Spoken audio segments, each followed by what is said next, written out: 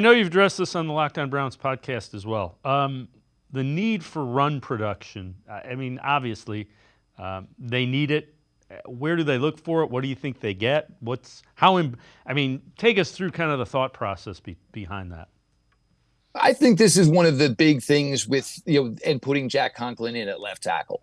I think, they want to be able to get to second and sixes. They'd like to be in third and manageable, probably four or less. They want to be in those situations. And look, I don't think they're going to run the ball 30 times. It's not going to be like we've seen in the years past. I don't think they have any confidence in these guys to give them the ball 30 times like they did when they had Nick Chubb and then said, oh, well, we can give Kareem 10 carries. And then all of a sudden you had 30 carries.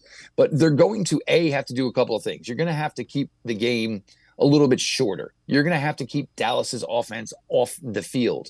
It's week 1.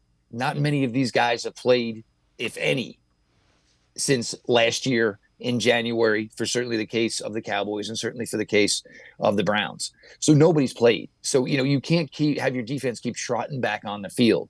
You don't want your defense seeing 60 plays, 50 pass plays, which could happen if you get to a shootout where you could get to a game, that's close. And, both teams probably have more confidence in their passing game right now than they do in their run game. But you've got to do that. Also, you got to give a little rest. That is when the offensive linemen rest. They rest in run blocking, doing so much pass pro. Again, if it was 45, 50 times, it's the more margin of error of the quarterback getting hit. It's more margin of the error of the quarterback dropping the ball, more margin of the error of the quarterback possibly throwing interceptions. So I'm not saying you got to go out there and they got to put up, 150 yards, but you really, really need collectively between Ford, Foreman, Pierre Strong to get around that 4 yards per carry. You've got to keep them honest.